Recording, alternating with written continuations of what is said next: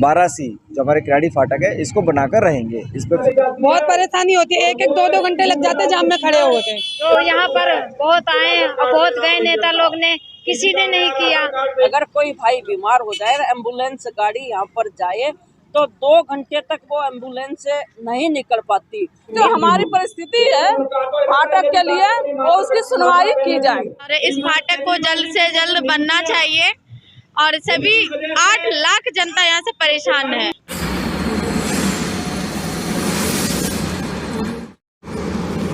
2 दिवसीय धरने पर आप बैठे हैं और भूख हड़ताल आपका 2 दिन का है। क्या लग रहा है कि आपके इस भूख हड़ताल पर बैठने से इस फाटक का निर्माण हो जाएगा? जी, 2 दिवसीय भूख हड़ताल पर मैं बैठ रहा हूँ। निर्माण होना ये तय है, आज नहीं तो कल इसका निर्माण तो करके ही रहेंगे हम लोग, क्योंकि अभी आगाज़ है लड़ाई है। जिस प्रकार से हमारे उत्तर पश्चिमी लोकसभा के लोकप्रिय सांसद आदरणीय चंदौलिया जी ने जिस दिन पहली बार लोकसभा टिकट लेकर जब वो आए तो उन्होंने पहली जो घोषणा की थी, उन्होंने यही घोषणा की थी कि हम बारासी जो हमारे किराड़ी फाटक है इसको बनाकर रहेंगे, इस पर फ्लाईओवर बनेगा। लेकिन दिल्ली सरकार की नाकामी के कारण ये पैसा वापस चला गया।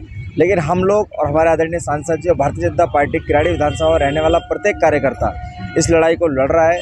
और आप यकीन मानिए बहुत ही जल्द, मुझे लगता है ये 2024 चल रहा है और जैसे 25 आएगा और हम इसका शिलान्यास किसी ना किसी हाल में करा कर रहेंगे, क्योंकि 2025 में भारतीय जनता पार्टी की पूर्ण बहुमत सरकार बनने वाली है। जो केजरीवाल दिल्ली को लूटने का काम करते हैं, दिल्ली को बदनाम करने का काम करते हैं, दिल्ली को बदहाल कर दिया है, उस केजरीवाल की प्राथमिकता कभी भी किराड़ी नहीं रही। लेकिन हमारे आदरणीय सांसद जी की प्राथमिकता किराड़ी विधानसभा रही है, वो इसका मुद्दा उठाते रहे। और जिस प्रकार जिस दिन फरवरी में केजरीवाल की सरकार बदलेगी, आप यकीन मानिए उसके 2 महीने के अंदर अंदर इस फाटक का शिलान्यास हम लोग करने वाले हैं। कितने सालों से आप किराड़ी में रह रहे हैं?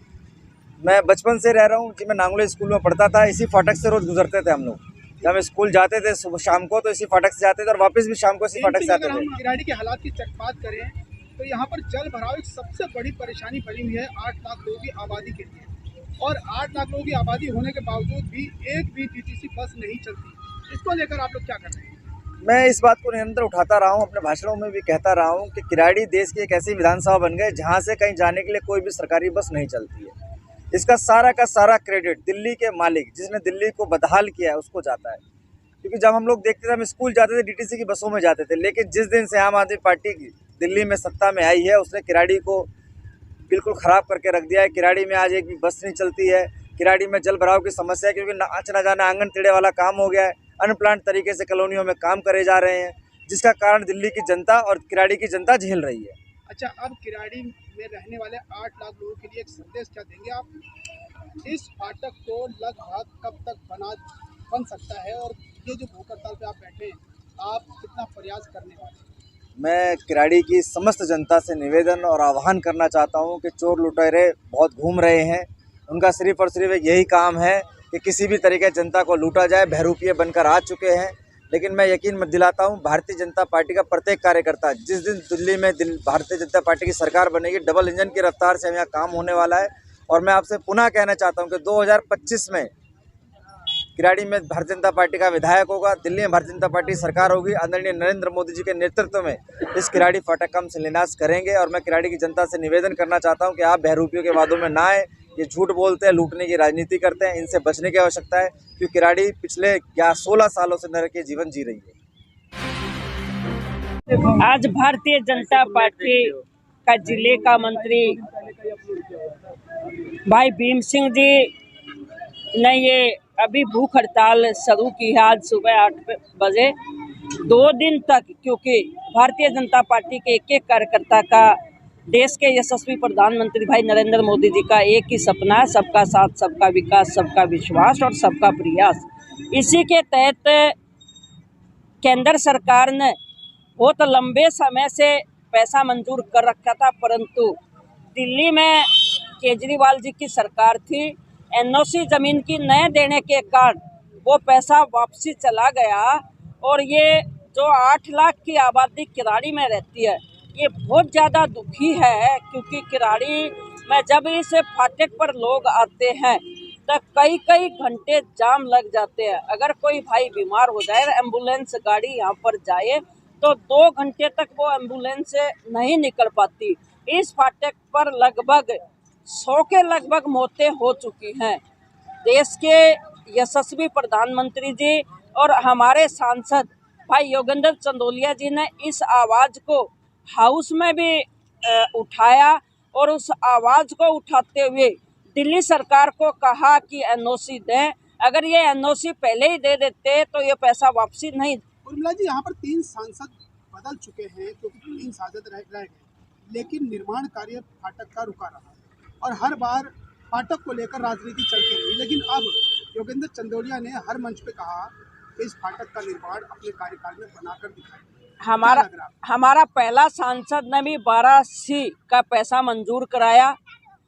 उसके बाद हमारे सांसद हंसराज जी आए, उसमें उन्होंने भी भरपूर प्रयास किया कि इसका शिलान्यास हो जाए।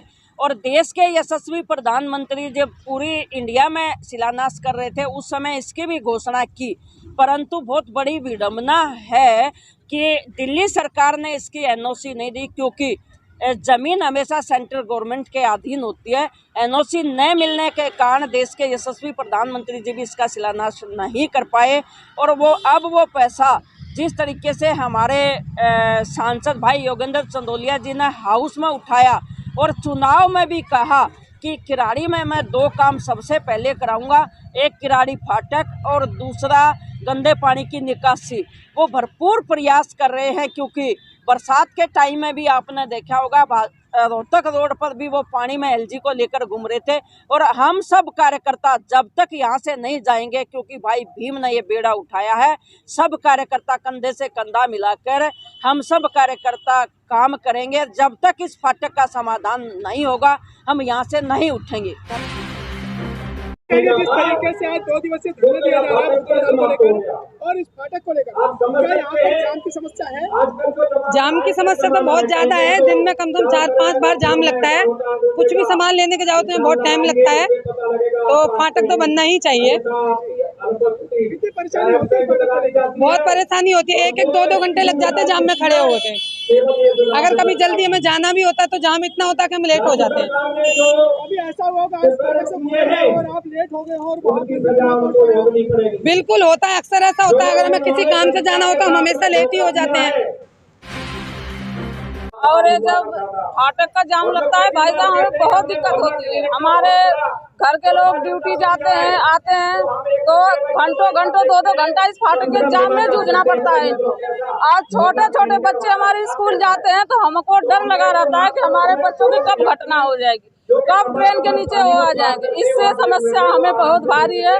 हम दिल्ली सरकार से यही निवेदन करेंगे कि इस फाटक का कार्रवाई बहुत जल्द से जल्द करी जाए। हमारे भीम भाई धरना प्रदर्शन पर भी बैठे हैं, इसलिए हम यही चाहते हैं कि हमारा फाटक बनना चाहिए। किराड़ी की जनता इसके लिए बहुत उनका आभार रहेगी जब ये फाटक हमारा बन जाएगा।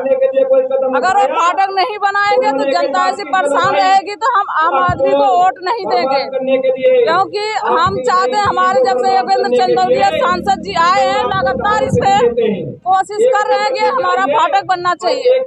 मगर अरविंद केजरीवाल आतिशी जी को शर्म आए इस फाटक का उद्घाटन करें, नहीं करेगी तो जनता आक्रोश में आकर धरना प्रदर्शन भी जारी करेगी और लगातार इस पे प्रदर्शन होता रहेगा। हम भूख हड़ताल पर बैठते रहेंगे। इसलिए हमारा यही आक्रोश है कि जो हमारी परिस्थिति है फाटक के लिए वो उसकी सुनवाई की जाए। मैंने धरना प्रदर्शन पे 8 बजे से बैठी हूँ और मैं इसलिए बैठी हूँ ये भीम भाई साहब की वजह से कि ये यहाँ पर ये पुल बनना चाहिए। हम गरीब आदमी हैं, आम आदमी जैसे हैं। कभी कभी ऐसा भीड़ लगती है कि हम वहाँ नागलोई भी नहीं जा पाते या हॉस्पिटल हो या कहीं अटक जाते हैं। उस टाइम के वर्तमान सांसद थे, उन्होंने भारत सरकार के रेलवे विभाग से रेलवे मंत्रालय से इसका पैसा अलॉट करवाया था। जो आज प्रदर्शन पे बैठे हैं हम इनकी वजह से बैठे हैं कि यहाँ पर पुल होना चाहिए, जो हमारे लिए सुविधा चाहिए। आज 2 दिवसीय भूख हड़ताल पे बैठे हैं किराड़ी फाटक को लेकर के, और इस फाटक को जल्द से जल्द बनना चाहिए। और सभी 8 लाख जनता यहाँ से परेशान है। आए दिन एक्सीडेंट होती है, इसमें घंटों की जाम होती है, बहुत त्रस्त है यहाँ की जनता और इसका विकास होना बहुत जरूरी है।